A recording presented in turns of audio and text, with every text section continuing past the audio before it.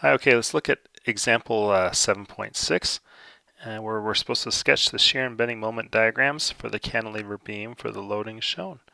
I'm going to make that just a little bit smaller. So I'm going to come in here and draw this straight down here, straight-ish, go with me. And here, oops, and here.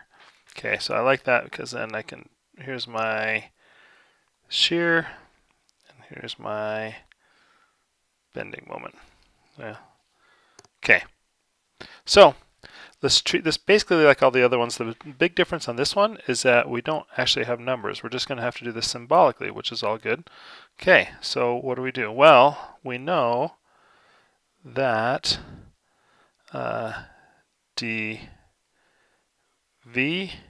dx is equal to omega, or the curve.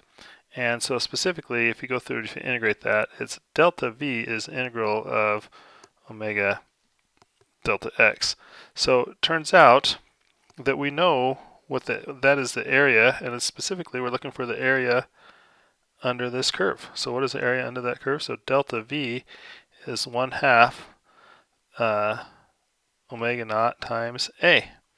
So it changed by 1/2 omega naught times a, and actually after all this, it's kind of an important thing. It's actually the negative of that, so it's a negative. So it changed by minus 1/2. So what is the v at the start? This is the well, it's going to start at 0 because it's at a free end, and by the time it gets to this point here, it will have changed by minus 1/2 omega naught a. So this is minus 1/2 omega naught a. Okay, and then the question is, how does it change? Well, this is you can go through and you can do the calculus on this, and let's do it just for giggles real quick. So what is omega? Well, or what is this omega of x? Well, what is it? Well, we can figure it out. It's just a straight line. So if we start from a, it's a mx plus b, right? And the m is going to be it's a negative delta y over delta x, so omega naught over a times x, and then plus b is plus omega naught. So that is my equation for the w as a function of x, and this is good for x from 0 to a. Okay, and so if we go through, if we integrate, so if we say dv dx is minus w, right, and then you go through, so dv is minus w dx, integrate both sides, right, so v is integral of, I'm going to take the negative of this, so that is omega naught over a x minus omega naught, all this times dx. And so therefore v as a function of x is 1 over 2a omega naught x squared minus omega naught x. Okay, so there we go. It's a nice simple equation. Let's do a little gut check. V at x equals 0. We know what the answer is. It should be 0, right? And that's going to be 0, so that's all good. And v at x equals a. Again, we know what the answer is. It better be right here. So minus 1/2 omega naught a. And does that work out? Well, we have 1 over 2a times a squared minus omega naught times, so I forgot omega naught in this one, omega naught times a. So this cancels with this, and so we have omega, basically we have 1/2 minus 1, so this is equal to minus 1/2 omega naught a, which is all good. So this is our equation. There we go. So I guess the part that was missing is there is plus a constant on here, but when you do this right here, that constant is 0 in order for this to work. Okay, so then I have that equation, and I can just sketch it out right here. I mean, it doesn't have to be perfect, but I know that's a second order curve fit, which is, again, you're integrating a straight line, so you're going to get a second order curve fit. And then what's happening between, I'm going to erase this just to make it a little easier. What's happening between B and C? Well, nothing. So it's just a nice constant. So there is your shear moment diagram. Nice and simple. Okay, so now, sorry, I said here's a shear force diagram. Now let's look at the moment, the bending moment. Well, what do we know about the bending moment? dm dx is equal to v. Okay, so what does this mean? Again, when you integrate, dm is equal to v dx. If you integrate this, you end up with delta m is the integral of v dx. Again, here we know it's 0 because there's no external forces happening there, right? And we know we can go through and we can do this math to figure out this area. So this area, turns out, when you integrate this from 0 to a, you get a nice little minus 1/3 omega naught a squared. And so that is how much it changes by the time it gets here. So it goes from 0 to minus 1/3 omega naught a squared.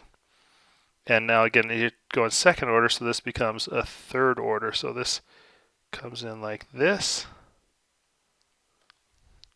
And then this is constant across here, right? So this is a constant. So if you integrate a constant, it's going to become excuse me, a straight line.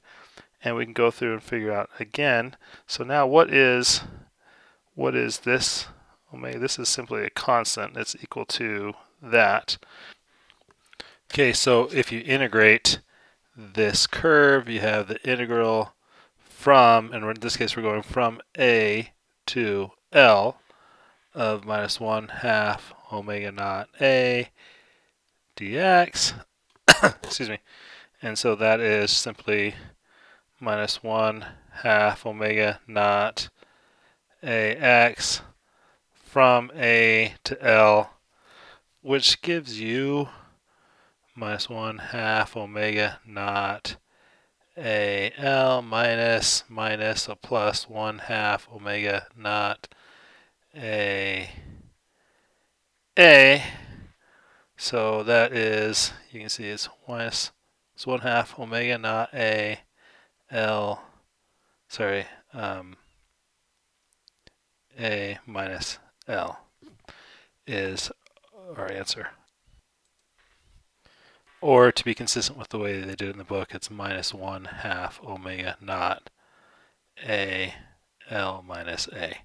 Okay, so what is that? That's actually, again, that is the change. It goes, oops, sorry, I lost this thing. It goes from here, from this value, it changes by that much. And we know it goes in a straight line, right? Because it's because it's a straight line. So if you go from minus 1/3 omega naught a squared, and you go that much more, it's minus 1/2 omega naught L minus a, then you can figure out, come back, that total, that value here ends up being minus 1/6 omega naught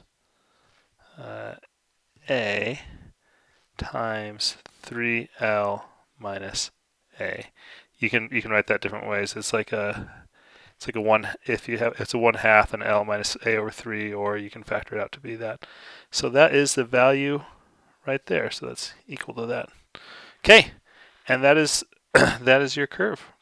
So there is your bending moment diagram. Again, to reiterate, what did we do? Well, we started here. We know it's a 0 because there's no forces here. It has to be 0. We're integrating this line, which gives you a second order curve fit through here. The area under this curve is, so 1/2 base times height, right? That is the 1/2 omega times a. So that is how much it changed from here to here, which is right here, right? 1/2 omega times a. If you integrate this curve through here, you can figure out how much it changed from here to here, and that's how far it went down to here. And then again, this is a constant value, so you can integrate it, which we did, or the irony is it's actually really easy just to figure it out. It's minus 1/2 omega naught a times that distance, which is L minus a. So that's the area of that curve. So it changes that far from here to here. and it's a straight line because it's constant here, so the integral of that is going to be a straight line. And there you go.